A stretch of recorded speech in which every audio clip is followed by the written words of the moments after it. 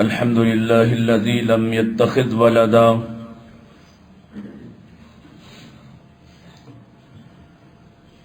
ولم يكن له شريك في الملك ولم يكن له ولي من الذل وكبره تكبيرا.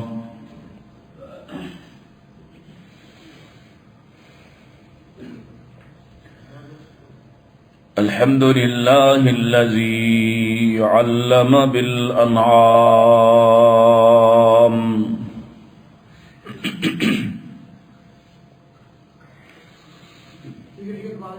وحرم الحرام،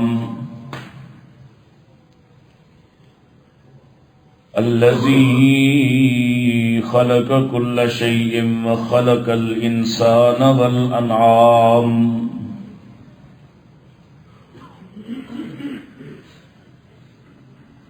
والصلاة والسلام على أشرف الأنبياء وسيد الأنام،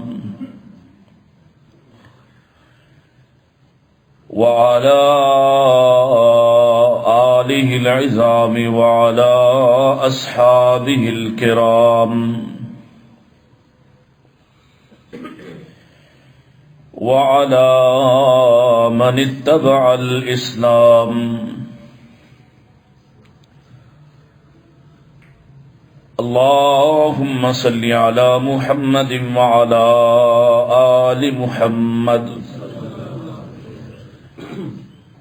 كما صليت على إبراهيم وعلى آل إبراهيم إنك حميد مجيد. اللهم بارك على محمد وعلى آل محمد كما باركت على إبراهيم وعلى آل إبراهيم إنك حميد مجيد.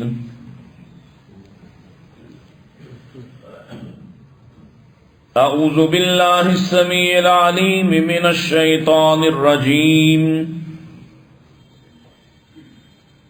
بسم الله الرحمن الرحيم.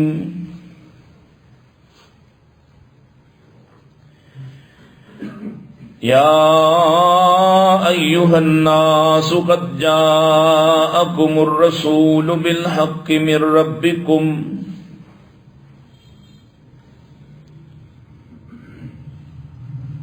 قد جاءكم الرسول بالحق من ربكم فآمنوا خيرا لكم، وإن تكفروا فإن لله ما في السماوات والأرض،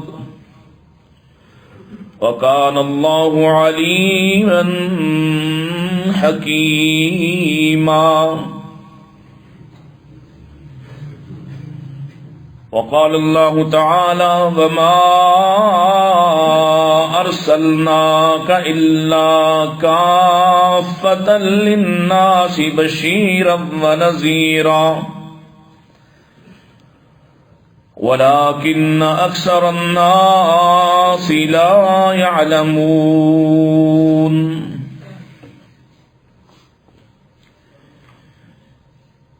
إن أحسن الحديث كتاب الله، وخير الهدي هدي محمد صلى الله عليه وسلم، وشر الأمور محدثاتها، كل محدثة بدعة وكل بدعة ضلالة وكل ضلالة في النار.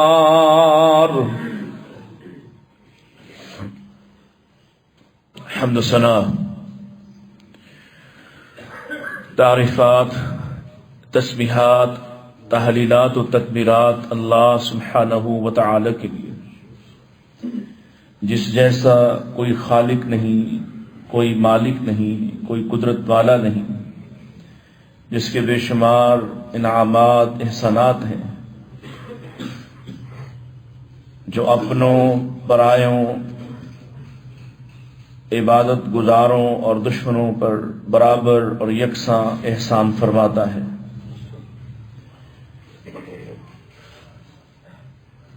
اس سے دعا اور درخواست ہے اپنے احسانات کا سلسلہ کبھی بھی ہم سے نہ روکے،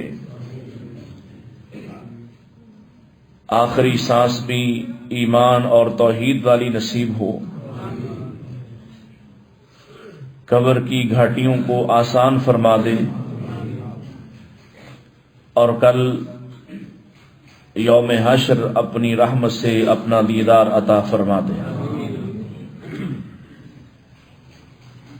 درود السلام امام الانبیاء سید الاتقیاء جناب محمد مصطفیٰ صلی اللہ علیہ وآلہ وسلم پر۔ ہمارا عنوان اور موضوع چل رہا ہے رسول اللہ صلی اللہ علیہ وسلم کا تعارف۔ آپ کی ذات کے، آپ کی صفات کے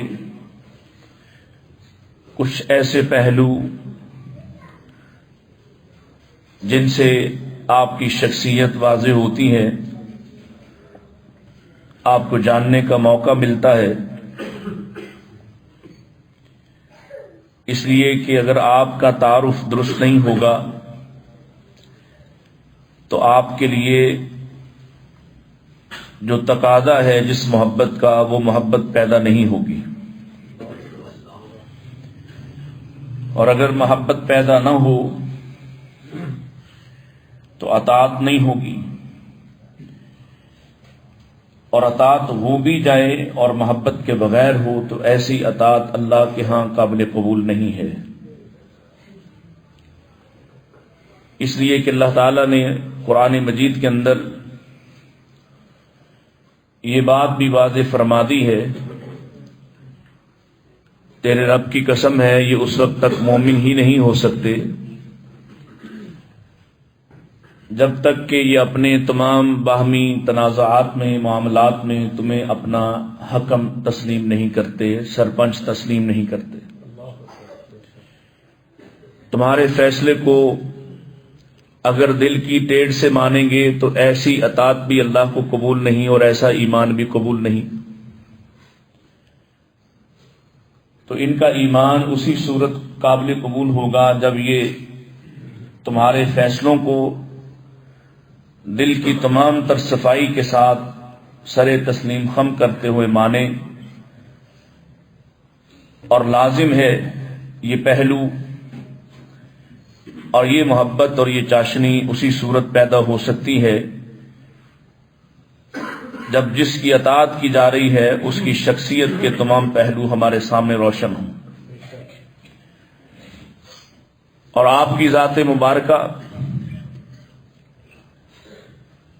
تو ایسی عظیم ذات ہے، ایسی محبوب ذات ہے کہ جس کو کائنات کا ذرہ ذرہ جانتا ہے،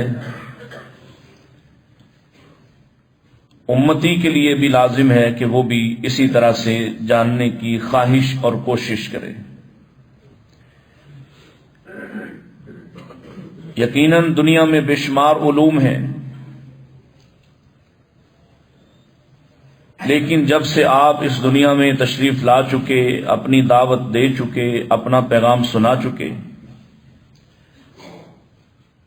تب سے لے کر آج تک اور آج سے انشاءاللہ قیامت کے خیر کے زمانوں تک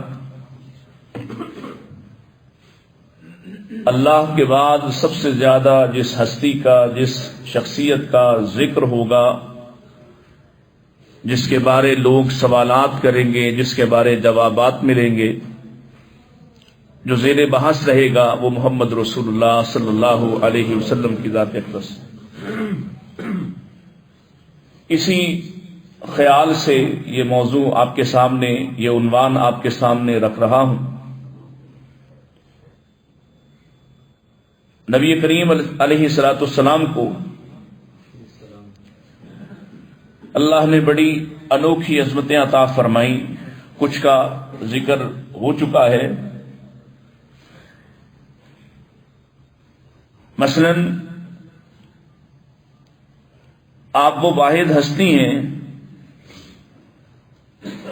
جن پر سب سے زیادہ وحی کو نازل فرمایا گیا ہے. اس قدر ربط کے ساتھ، تسلسل کے ساتھ کسی دوسرے نبی سے اللہ نے کلام یا وحی نہیں کیا جیسے نبی کریم علیہ الصلوۃ والسلام سے کیا ہے. اتنی نشانیاں اور اس طرح سے حق کی نشانیاں کسی دوسرے نبی کو نہیں دکھائی گئیں جس طرح سے آپ کے نبی کو دکھائی گئی ہیں، کہ آپ براہ راست بھی جنت اور جہنم کو دیکھ آئے ہیں. یہ حیثیت بھی کسی دوسرے نبی کو نہیں ملی ہے. سب نے اس کا وحی کے مطابق ذکر تو کیا، لیکن کسی نے آ کر یہ نہیں کہا کہ میں دیکھ کر آیا ہوں جنت ایسی ایسی ہے، میں دیکھ کر آیا ہوں جہنم ایسی ایسی ہے. کہیں آپ کو خواب میں دکھایا گیا، کہیں آپ کو خود لے جایا گیا، اور کبھی حالت بیداری میں کھڑے کھڑے بھی قیام کی حالتوں میں اللہ نے آپ کو جنت بھی دکھائی، جہنم بھی دکھائی. اور جس طرح سے جس حق الیقین، عین الیقین کے ساتھ آپ نے جنت اور جہنم کا ذکر کیا ہے، کسی دوسرے نبی نے نہیں کیا ہے. اللہ کی اسماء اور صفات کے بارے میں جس قدر یقین آپ کو حاصل تھا، ایسا یقین بھی کسی دوسرے نبی کو حاصل نہیں تھا. بات کسی اور طرف نہ نکل جائے، ورنہ میں ایسی روایات آپ کے سامنے پیش کرتا کہ نبی کریم علیہ الصلوۃ والسلام اپنی خود تعریف اور توصیف بیان فرماتے ہیں، اور یقیناً یہ وحی کے مطابق کہ اگر کسی نے شک کرنا ہوتا تو ابراہیم سے بہتر ہم شک کرتے، لیکن اللہ نے ادھر اطمینان قلب عطا کیا ہے. انہوں نے دیکھ کر مانا ہے، اور نبی کریم علیہ السلام کو اللہ نے اطمینان قلب عطا فرمایا ہے. اسی طرح کی بے شمار باتیں خود آپ نے اپنے بارے میں ارشاد فرمائی. سیدہ عائشہ رضی اللہ تعالی عنہا فرماتی ہیں، کہہ دیں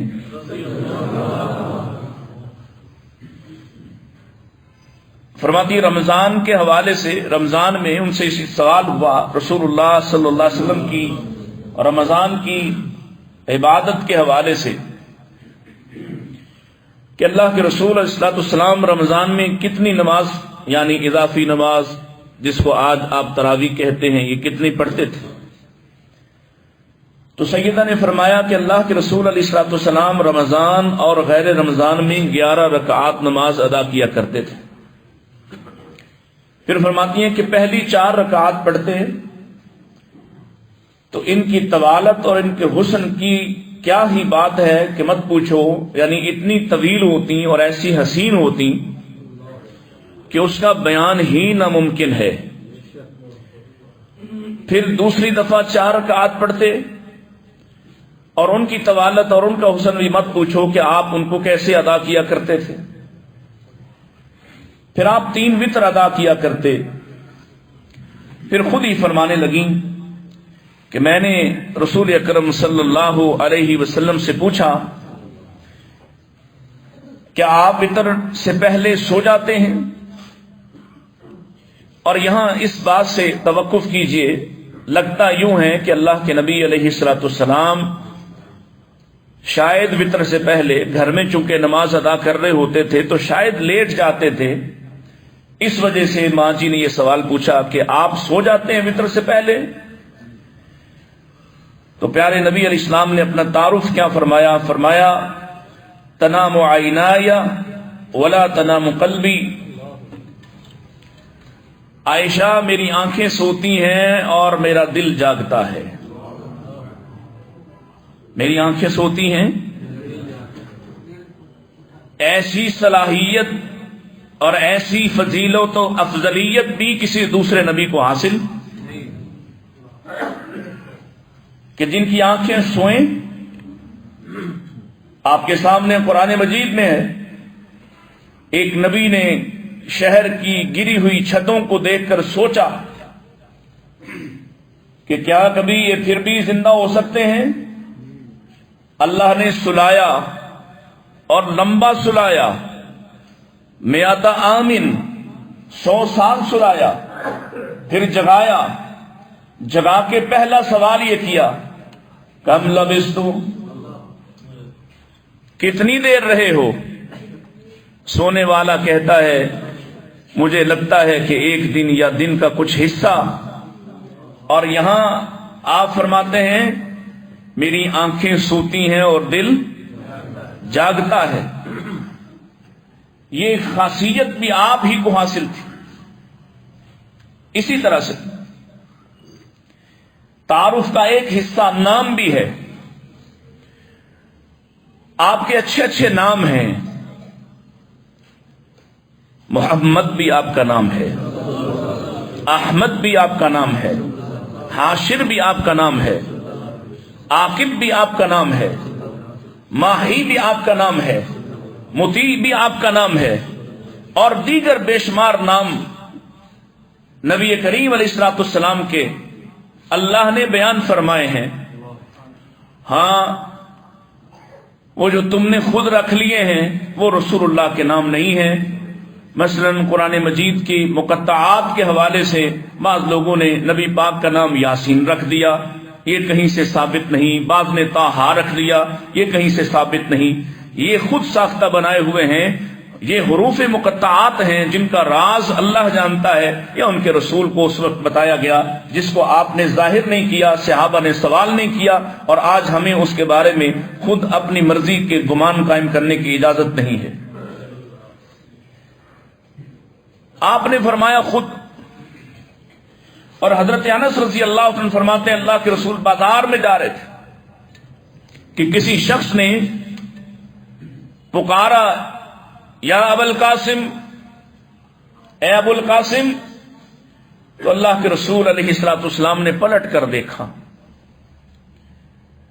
جب آپ نے پلٹ کر دیکھا تو اس آدمی نے کہا کہ نہیں، میری مراد آپ نہیں ہیں بلکہ کوئی دوسرا شخص ہے. تو آپ علیہ السلام نے ارشاد فرمایا سمو باسمی، میرے نام پر نام رکھ لو. یعنی میرا نام محمد ہے، تم بھی محمد اپنے بچوں کا نام رکھ سکتے ہو، لیکن ولا تکنوا بکنیتی، میری کنیت نہ رکھو. اور اسی طرح ایک اور صحابی جو نبی پاک کے پاس شکایت کرنے آئے، یا رسول اللہ میں نے اپنے بیٹے کا نام قاسم رکھا ہے. تو انصار کی جماعت کہتی ہے کہ آپ کو ہم ابو القاسم نہیں کہیں گے اور آپ کو برکت کی دعا نہیں دیں گے. اللہ اکبر. پیارے رسول الصلوۃ والسلام نے پوچھا کہ کیوں؟ کہنے لگے کہ انہوں نے کہا ہے کہ ابو القاسم اللہ کے رسول کی کنیت ہے، اس وجہ سے. آپ نے فرمایا ہاں میرے نام پر نام رکھ لو لیکن میری کنیت نہ رکھو. تو یہ آپ کی کنیت ہے ابو القاسم، یہ آپ کا تعارف ہے. تیسری بات، سیدنا صاحب بن یزید کہتے ہیں مجھے میری خالہ رسول اللہ صلی اللہ علیہ وسلم کے پاس لے گئیں. عرض کیا کہ یہ میرا بھانجا ہے، بیمار ہے. پیارے رسول الصلوۃ والسلام نے میرے سر پر ہاتھ پھیرا، برکت کی دعا کی، پھر وضو کیا، اور وضو کا جو پانی بچا وہ مجھے دیا، میں نے وہ پانی پی لیا. پھر میں آپ کے پیچھے کھڑا ہو گیا اور آپ کے پیچھے کھڑے ہو کر میں نے مہر نبوت کو دیکھا. مہر نبوت یہ بھی خاصہ ہے آپ کا.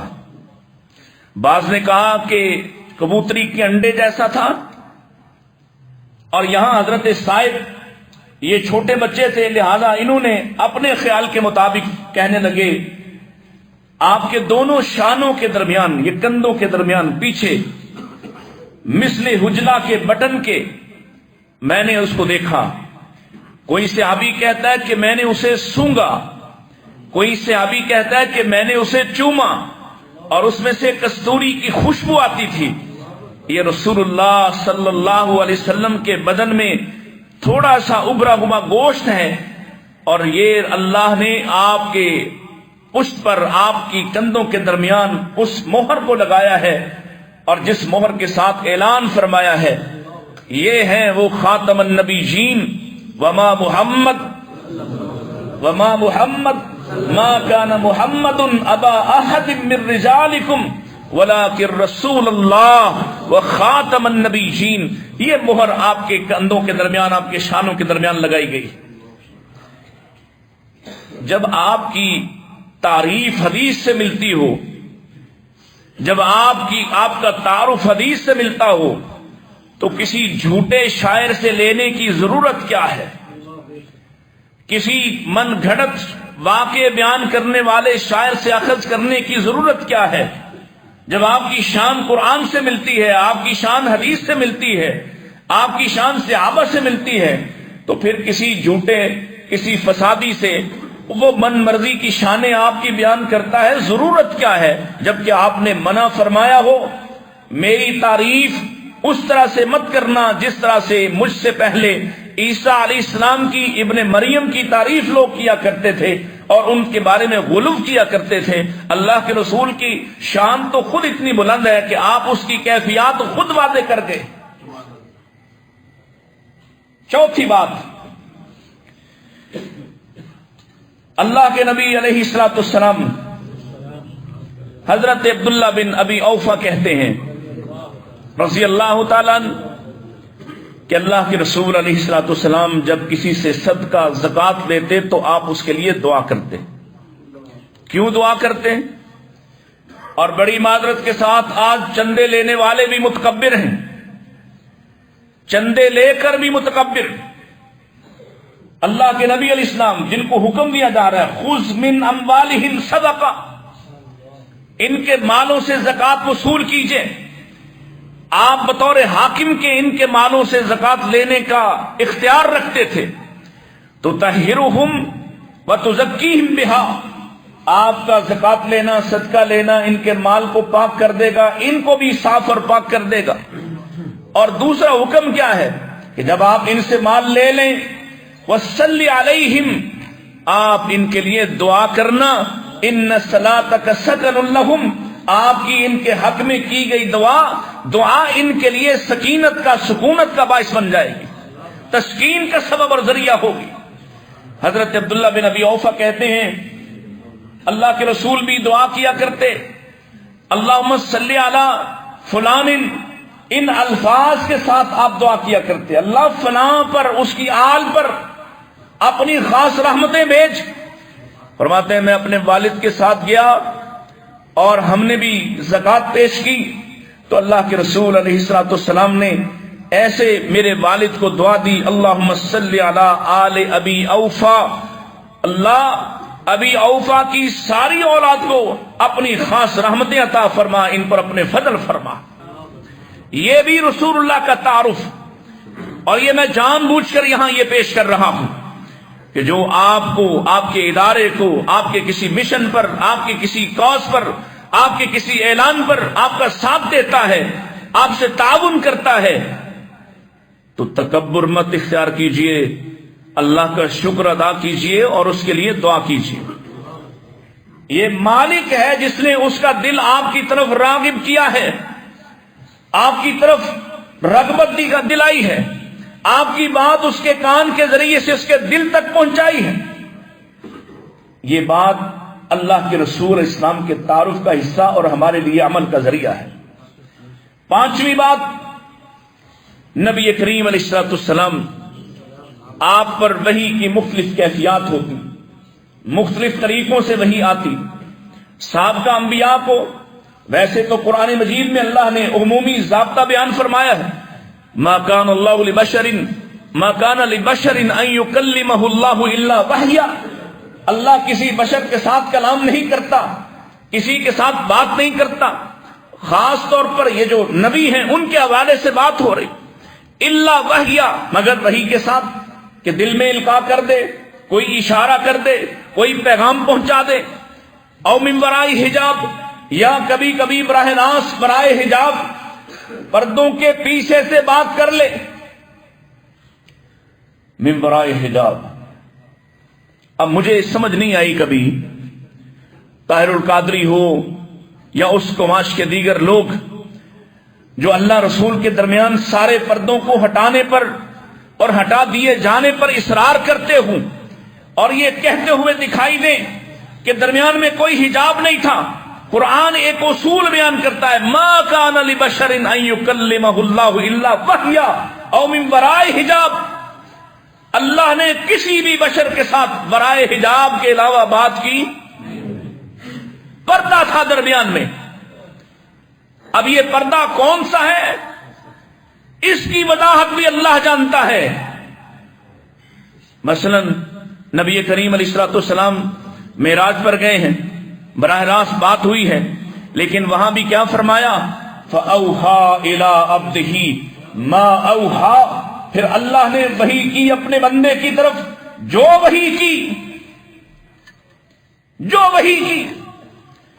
اور یہ عمومی اصول بیان فرما دیا، اللہ جب کلام کرتے ہیں تو فرشتے بھی مبہوت ہو جاتے، فرشتے بھی بے ہوش ہو گرتے، اور جب ہوش آتا ہے تو ایک دوسرے سے پوچھتے ہیں، ماذا قال ربکم، تمہارے رب نے کیا فرمایا ہے۔ نیچے والا طبقہ اوپر والے سے پوچھتا، اوپر والا طبقہ اور اوپر والے سے اور اوپر والے سے، اور آخر کار سب پوچھتے پوچھتے آخری ملائے اعلیٰ اللہ کے عرش کو تھامنے والے فرشتے، اس سے اوپر کے فرشتے، ان سے جا کر پوچھتے، کوئی کسی کو جواب دینے کا پابند نہیں اور کسی کو کچھ پتا نہیں ہے اللہ نے کیا فرمایا۔ لیکن آخری ایک شخصیت ہے، ایک فرشتہ ہے جس کو خالق کی آواز بھی سنائی دیتی ہے اور جو اللہ کے کلام کو سننے کے بعد اس کو سمجھتا بھی ہے۔ تبھی تو اقبال نے کہا تھا، خدا تجھے نفس جبریل دے تو کہوں، خدا تجھے سمجھ عطا کرے۔ یہ جبریل ہے جو ادھر سے پھر اعلان کرتا ہے، قال الحق، تمہارے رب نے حق فرمایا۔ کیا فرمایا؟ اگر نیچے بھیجنے والا پیغام ہے تو نیچے تک آ جاتا ہے، اور اگر چھپانے والا پیغام ہے تو یہ ہے، نازل بہ الروح الامین، یہ امانت دار فرشتہ ہے۔ اگر اللہ کا راز ہے اللہ اپنے نبی تک پہنچانا چاہتا ہے تو کسی فرشتے کے سوائے جبریل کے کسی کے کان تک بھی نہیں جاتا ہے۔ یہاں کہتے ہیں درمیان میں حجاب اٹھ گئے، اللہ کہہ رہا من وراء حجاب بات ہوتی ہے۔ او یرسل رسولا، یا وہ اپنا قاصد بھیجتا ہے، فیوحی باذنہ ما یشاء، کبھی جبریل کے علاوہ بھی قاصد ہوتا ہے۔ نبی کریم علیہ السلام کا صحابی عرض کرتا ہے، میں اللہ کے نبی علیہ السلام کے پاس آیا، میری ماں نے کہا جاؤ کافی دن ہو گئے تمہیں نبی پاک کے پاس گئے ہوئے، ان سے دعا لیے ہوئے، جاؤ ان سے جا کر ملو۔ میں آپ کے پاس بیٹھا رہا، آپ اپنے گھر کو چل دیے اور پھر رک گئے، اور میں نے دیکھا کہ آپ کی بغل میں کچھ ہے، کچھ چھپایا ہوا۔ میں نے پوچھا آقا یہ کیا ہے؟ آپ نے اپنی چادر کو کھولا تو حسن و حسین تھے۔ آپ نے فرمایا آج ہی ایک فرشتہ اترا ہے جو آج سے پہلے کبھی نہیں آیا تھا، اس نے مجھے آ کر بتایا ہے، اس نے آ کر بتایا ہے، یہ جنت کے سردار ہیں، یہ جنت کے نوجوانوں کے۔ بسا اوقات ایسا بھی ہوتا ہے کوئی خبر خاص ہوتی، کوئی خاص فرشتہ آتا ہے، لیکن عمومی طور پر کون آتا ہے؟ جبریل علیہ السلام۔ اور وہ کیسے آتے ہیں، کون کون سی شکل ہے وحی کی، یہ بھی تو جاننا چاہیے۔ یہ بھی تو تمہارے نبی کا تعارف ہے، یہ بھی تو تمہارے نبی کا تعارف۔ ابتدا میں نبی کریم علیہ السلام کے پاس جب شروع ہوئی وحی تو آپ فرماتے ہیں شروع میں ایسا ہوتا تھا،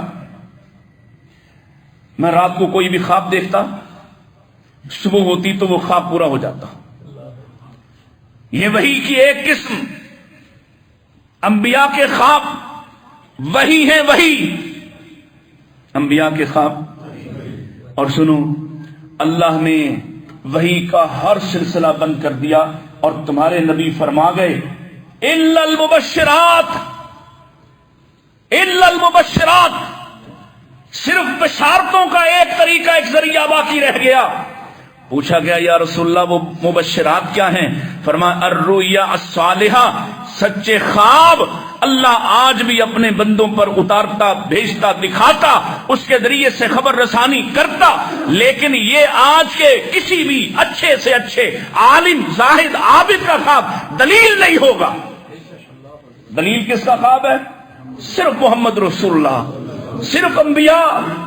आखिरी नबी ख्वाब देखा, ख्वाब देखा आपने, अल्लाह अकबर, आपने देखा मैंने एहराम बांधा हुआ है, लोग मेरे साथ हैं और हम बैतुल्लाह का तवाफ कर रहे हैं। रब ने फरमाया, कुरान में जिक्र किया, ख्वाब देखा, ख्वाब देखा, सुबह ऐलान किया, चलो भाई मैंने ख्वाब देखा है। अब खाली ख्वाब पर चल पड़े? नहीं, ये वही है, नबी का ख्वाब वही है। चल पड़े, आए हैं, 1400 आए हैं, अपनी कुर्बानियों के साथ आए हैं, एहराम की हालत में आए हैं, बैतुल्लाह के लिए आए हैं। दुश्मनों ने अंदर दाखिल नहीं होने दिया, सारी बात आपके नोटिस में है। आखिरकार आपने मुआहदा किया वापिस जाने का कि अगले साल आएंगे, इस हालत में आएंगे, इन दिनों में आएंगे, इस तरह से आएंगे। लोगों के दिलों में तरह तरह के सवालात जन्म ले लेंगे। लोग पूछ रहे हैं, अल्लाह के रसूल क्या हम हक पर नहीं? और तो क्या, जनाब उमर पूछ रहे हैं, या रसूलल्लाह क्या आप अल्लाह के सच्चे नबी नहीं? क्या हम हक पर नहीं? क्या आपने ख्वाब देखा नहीं? गोया ये सारी बातें सच थी। आप अल्लाह के नबी भी हैं, आप अल्लाह के रसूल भी हैं, आप अल्लाह के हुक्म पर आए हैं, आपका ख्वाब वही भी है। इसके बावजूद वापिस क्यों जाते हैं? ये मुआहदा क्यों करते हैं? आपने सिर्फ इसका एक जवाब दिया, फरमाया उमर इन्नी रसूलुल्लाह, मैं अल्लाह का रसूल हूं। ये जवाब उमर को काफी था और उमर अपनी इस जसारत पर रोते रहे और आखिर में भी कहा करते थे, अगर किसी गलती पर मैं पकड़ा गया, वो ये बात है कि मैंने रसूलुल्लाह से इतनी जसारत कर ली। और उमर थे, रसूलुल्लाह ने बशारतें दे दी और यकीनन उमर पर कोई जुबान ताम दराज कर सकती? उमर को उसके बाद जन्नत की बशारतें मिली। खुद इस सूरा के अंदर भी रब ने इस दरख्त के नीचे बैठकर हाथ पे हाथ रख के नबी के मौत की बैत करने वालों को अल्लाह ने फरमाया, ये सारे के सारे जिन्होंने बैत की है, मैं इनसे राजी, ये मुझसे राजी, इन पर मेरी रिजवान उतर चुकी। नबी का ख्वाब आपको ख्वाब आया करते और उसी उम्र के बारे आपने ख्वाब देखा। अल्लाह अकबर, बात कहीं और न चली जाए। ख्वाब देखा, अल्लाह अकबर, कहीं ख्वाब देखा कि लंबी कमीज है उमर की, कहीं ख्वाब देखा कि दूसरे भी पी रहे हैं, दूध पी रहे हैं और उमर ने भी पिया है और उनके नाखूनों से जाहिर हो रहा है। कहीं ख्वाब देखा कि अबू बकर भी पानी निकाल निकाल कर खेत को सैराब कर रहे और फिर उमर आए तो बड़ा हो गया डोल और उस डोल से उमर ज्यादा पानी निकाल रहे और जल्दी से सैराब कर रहे। उमर के बारे नबी ने ख्वाब देखे और दीगर सहाबा के बारे में भी आपने ख्वाब बयान फरमाए, ख्वाब देखे। आप पर वही का एक तरीका ख्वाब था, दूसरा तरीका अल्लाह के नबी अलैहिस्सलाम के दिल पर इल्का होता, वही किया जाता, पैगाम आता, सीधा दिल पर उतारा जाता। और अल्लाह ने कुरान मजीद में फरमाया, कुरान कैसे हमने उतारा? नज़ल बिही अला क़ल्बिक, नज़ल बिही अला क़ल्बिक, ए हबीब हमने तेरे दिल पर उतारा है। और क्यों उतारा है?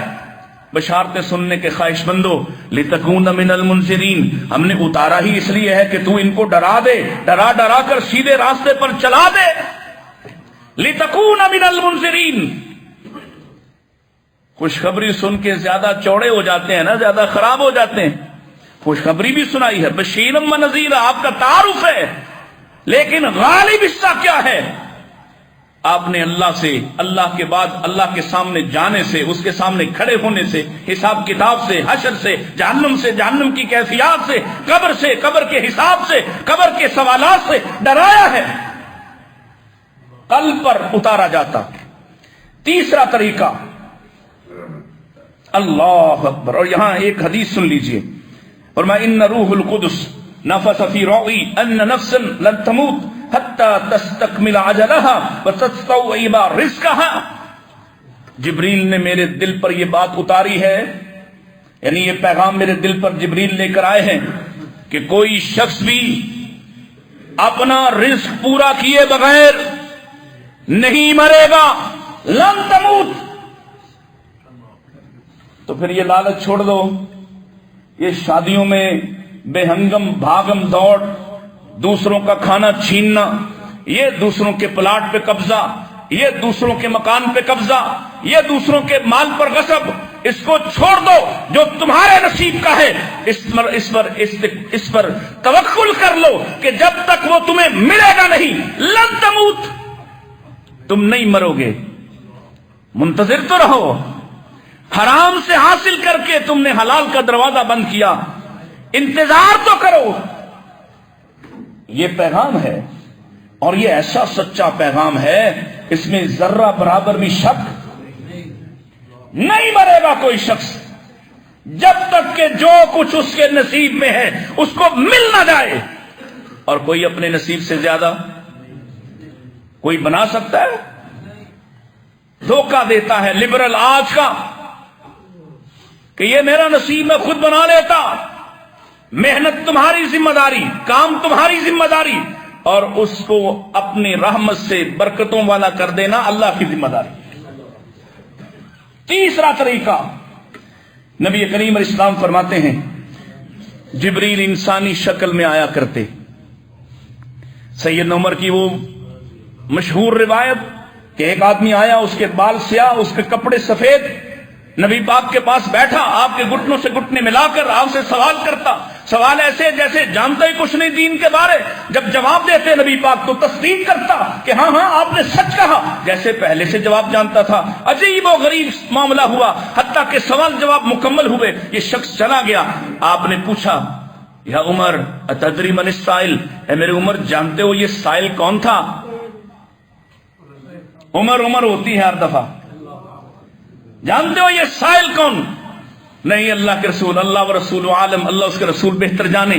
فرمایا ھذا جبریل، ذاک جبریل، انہ جبریل. مختلف الفاظ روایات کے انہ جبریل اتاکم لیعلمکم دینکم. یہ جبریل تھے جو تمہیں تمہارا دین سکھا لے آئے تھے. کہیں ماں جی عائشہ فرماتی رضی اللہ تعالی، کہو رضی اللہ تعالی، فرماتی ہیں اللہ کے نبی علیہ السلام دیر تک ایک صحابی سے محو گفتگو رہے. جب آئے تو میں نے کہا اللہ کے رسول یہ دہیا کے ساتھ اب بڑی طویل گفتگو فرما رہے تھے. آپ فرماتے ہیں وہ دہیا تو نہیں تھے، وہ تو جبریل تھے. اور دہیا کی شکل میں بار بار جبریل آتے، اور دہیا اس قدر حسین، لوگ دیکھیں تو مبہوت ہو جائیں، لوگ دیکھیں تو مبہوت ہو جائیں، اتنے حسین. وہی دہیا جنہوں نے اپنا واقعہ سنایا تھا کہ میں نے زمانہ جاہلیت میں وہ جو میں اپنے بیٹی کو، بیوی کو حاملہ چھوڑ کر چلا گیا، واپس آیا تو بچی تھی، اس بچی کو جو 4-5 سال کی تھی اس کو زندہ دبا دیا. اور وہ دہیا جب رسول اللہ کو یہ قصہ سنا رہے تھے اپنی اس جہالت کا، اور اس پر پوچھ رہے تھے اللہ کے رسول کیا میرے لیے معافی ہے، اور نبی کائنات بھی رو رہے، دہیا بھی. یہ وہ دہیا، ایسی توبہ اللہ نے قبول فرمائی ہے کہ اب جبریل ان کی شکل میں آتا ہے، اب جبریل ان کی شکل میں آتا ہے.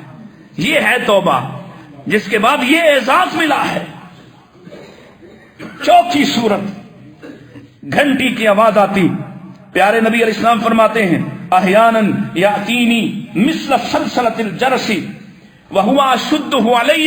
یہ جو گھنٹی کے ساتھ وحی آتی ہے یہ مجھ پر بڑی شدید ہوتی ہے، بڑی تکلیف ہوتی ہے، بڑا بوجھ ہوتا ہے. اور کیسا بوجھ ہوتا؟ کسی صحابی کی ران پر آپ کا گھٹنا ہے، صحابی کہتا ہے ایسا لگ رہا تھا میری ٹانگ ٹوٹ ہی جائے گی. آپ سواری پر ہیں، سواری اس بوجھ کو برداشت نہیں کر پا رہی، سواری بیٹھ جاتی ہے۔ آپ سردیوں کے موسم میں ہیں، ماں جی سیدہ عائشہ فرماتی ہیں آپ اس وحی کی کیفیت میں اس قدر بوجھ ہوتا آپ پر کہ آپ کی جبین مبارک سے، آپ کے یہ سامنے کی جبہہ، یہ جبین، یہ جو حصہ ہوتا ہے اطراف کا، یہاں سے اس طرح سے پسینے کی دھاریں بہتی جیسے کسی جانور کو ذبح کیا جائے تو اس کی رگ کھل جاتی ہے، اس کا خون بہتا ہے۔ یہ شدت والی وحی ہوتی۔ پانچواں طریقہ، اللہ اکبر، براہ راست اللہ سے کلام اوپر جا کر، ایک وہ براہ راست میں براہ حجاب نیچے زمین پر، نیچے تو موسیٰ کو بھی حاصل ہوا، نیچے تو موسیٰ علیہ السلام کو بھی حاصل ہوا، اور اوپر جا کے وہاں میرے نبی فرماتے ہیں میں وہاں تک گیا جہاں قلم چلنے کی آواز آتی، لکھنے کی آواز آتی، اس سے اوپر وہاں جا کر۔ چھٹا طریقہ، سیدنا جبریل علیہ السلام اپنی اصلی حالت میں، اصلی کیفیت میں اللہ کے رسول اسلام کے سامنے آئے۔ پہلی وحی کے بعد آپ گھبرائے ہوئے نکلے، باہر نکلے، سامنے دیکھا دو پہاڑوں کی چوٹیوں پر پاؤں رکھے جبریل کھڑے ہیں، وجود ایسا کہ آسمانوں تک بلند، ہر طرف وہی دکھائی دیتے ہیں۔ یا کرسی پر دیکھا، اصلی شکل میں 600 پر میرے نبی فرماتے ہیں، 600 پر ان کے، اور ایک پر مشرق و مغرب کو گھیر لینے والا وہ جبریل۔ اور ساتھ یہ بھی بتا دوں کہ وہ اتنا طاقتور جبریل جو لمحوں میں آسمان پر جاتا ہے، عرش کے قریب ترین جاتا ہے، اللہ کی گفتگو سنتا ہے، اللہ کا کلام سنتا ہے۔ میرے نبی نے معراج کے موقع پر اس کو دوسری شکل میں دیکھا، دوسری مرتبہ دیکھا، فَكَانَ قَابَ قَوْسَيْنِ أَوْ أَدْنَىٰ، وہاں دوسری مرتبہ دیکھا۔ یہاں یہ کمانے، دو کمانے ماپنے والوں اور جاہلو، یہ اللہ اور رسول کی کمانے نہیں ہیں، یہ جبریل کا فاصلہ ہے۔ اتنا قریب سے دیکھا، ایک حالت یہ دیکھی جیسے زمین پر دیکھا۔ میرے نبی فرماتے ہیں اس کے لباس میں، اس کے بدن میں ایسے زمرد، ایسے یاقوت، ایسے مرجان، ایسے لگ رہا تھا جیسے قطرے ہوں شبنم کے جو اوپر سے نیچے گر رہے۔ یہ مشاہدہ میرے رسول کا ہے۔ اسی جبریل کو ایک اور حالت میں معراج کے سفر میں دیکھا، فرمایا میں ملا اعلیٰ کے اوپر سے بلند ہو رہا تھا اور میں نے دیکھا جبریل اللہ کے خوف سے بھیگے ہوئے ٹاٹ کی طرح سے، کل حرص البالی، ایسے نظر آئے مرجھائے ہوئے جیسے بھیگا ہوا ٹاٹ کا ٹکڑا ہوتا ہے۔ یہ وحی کی کیفیات ہیں۔ یہ وحی ہے جس کا ایک ایک حرف ضمانت والا ہے، جس کا ایک ایک لفظ امانت کے ساتھ سنبھالا ہوا ہے، جس پر پہرا دیا ہے تمہارے رسول نے، ایک ایک لفظ۔ یہ جس کا میں تعارف کروا رہا ہوں، جس پر وحی اترتی تھی، ان 6-7 طریقوں سے اترتی تھی، اس ایک ایک حرف کو سنبھالنے والا سینہ محمد رسول اللہ کا، اس کو بیان کرنے والی زبان محمد رسول اللہ صلی اللہ علیہ وسلم کی۔ اتنے قیمتی الفاظ، اتنے قیمتی الفاظ کہ فرشتے سنیں تو فرشتے قبول کریں، جن سنیں تو جن قبول کریں، دیگر مخلوقات سنیں تو وہ قبول کریں۔ آپ کا اپنے بارے کیا خیال ہے؟ یہ تعارف، یہ اتنا عظیم تعارف، ایسی مکرم ذات، اس کے الفاظ جو براہ راست اللہ کی طرف سے آتے ہیں، اور اس قدر امانت دار ہے، اس قدر امانت دار، نہ کچھ بھولا، نہ بھولنے دیا، نہ کچھ اختلاط۔ ما کذب الفؤاد ما رہا، جو دیکھا وہ صحیح بیان کیا، جو سنا وہ صحیح بیان کیا، جو دل پہ اترا اس کو پوری طرح سے سنبھالا۔ ایسی امانت دار روح، ایسا امین، وہ پیغام تم تک پہنچائے تو تم اس امانت کو سمجھو ہی کچھ نہ. وہ پیغام تم تک آیا، وہ پیغام تم تک آیا، تم سمجھو ہی کچھ نہ. دیگر بھی ان کو معجزات عطا کیے گئے، ان کا ذکر آئے گا آگے. دیگر انبیاء کو بھی معجزات دیے. میرے رسول کو معجزہ بھی ایسا عظیم عظیم دیا ہے. یہ برکتوں والے معجزات بھی میں سناؤں گا، یہ دعاؤں والے معجزات بھی سناؤں گا، تاکہ آپ کو تعارف ہو رسول اللہ کی ذات، حیثیت، آپ کا مرتبہ کیا ہے. لیکن سب نبیوں کے ساتھ آپ کے معجزات بھی ایسے جو آپ کے ساتھ ہی ختم ہو گئے. آپ چلے گئے جہان سے، آپ اس دنیا سے چلے گئے، ہاں چلے گئے، وفات پا گئے، معجزات بھی ساتھ چلے گئے. جیسے اس سے پہلے موسیٰ علیہ السلام کے معجزات ان کے ساتھ چلے گئے، موسیٰ علیہ السلام کے معجزات ان کے ساتھ چلے گئے، حتیٰ کہ بعد میں وہ عصا موسوی، وہ تابوت سکینہ کے اندر بعد میں موجود رہا، سلیمان کے پاس رہا، داؤد کے پاس رہا، طالوت کے پاس آیا. لیکن پھر اس عصا نے دوبارہ کبھی سانپ بن کر دکھایا، کبھی اب اس عصا سے کسی کو کسی پتھر پر مارے تو 12 چشمے جاری ہوئے، ختم ہو گئے. نبی گئے تو ساتھ معجزات بھی گئے. داؤد علیہ السلام ہاتھ سے لوہے کو موڑ دیں، ہاتھ سے برتن بنا دیں، ہاتھ سے جفان بنا دیں، ہاتھ سے زرہ بنا دیں، چلے گئے تو معجزہ بھی ختم ہو گیا. عیسیٰ علیہ السلام پرندہ بنائے مٹی کا، اس میں پھونک مارے اللہ کے نام کی، وہ اڑ جائے. لیکن عیسیٰ گئے تو معجزہ بھی، اب جب آئیں گے تو معجزات ملیں گے نہیں. معجزہ دلیل نبوت ہوتا ہے، اور جو تمہارے نبی کو دلیل نبوت ملی ہے وہ کیا ہے؟ جو اصل ہے، اور ایسا کائنات میں کسی دوسرے نبی کے ساتھ نہیں ہوا. جو کتابیں ملی وہ ان کے جانے پر ختم ہو گئیں، ان کو بدلا گیا، تبدیل کیا گیا، تحریف کیا گیا، مٹایا گیا، ان کی اصل حالت ہی بدل دی. تمہارے نبی کو یہ قرآن اصل میں تحفہ اور آپ کو یہ معجزہ ملا ہے، یہ ہے آپ کا معجزہ. آپ گئے اس دنیا سے اور جو معجزہ چھوڑا وہ آج بھی، یہ کل بھی ذالک الکتاب لا ریب فیہ ھدی للمتقین، یہ آج بھی ذالک الکتاب لا ریب فیہ ھدی للمتقین، یہ کل بھی ان ھذا القرآن یہدی للتی ہی اقوم ویبشر المؤمنین، یہ آج بھی اسی طرح سے قوام رستہ دکھاتا ہے، اسی طرح سے مومنوں کو بشارتیں دیتا ہوا دکھائی دیتا ہے. یہ ہے رسول اللہ کی عظمت، یہ ہے آپ کا تعارف. قرآن کیا ہے اور کیا کیا معجزات ہیں اور دیگر معجزات کیا ہیں، انشاءاللہ اس پر پھر بات کریں گے. اللہ تعالیٰ مجھے اور آپ کو نبی کریم علیہ السلام کی محبت عطا فرمائے، آپ کا تعارف حاصل کرنے کے بعد آپ کی بات کی حیثیت ہمارے دل میں بٹھا دے، آپ کی سنت پر قربان ہونے کا جذبہ عطا فرمائے. وآخر دعوانا ان الحمد للہ رب العالمین.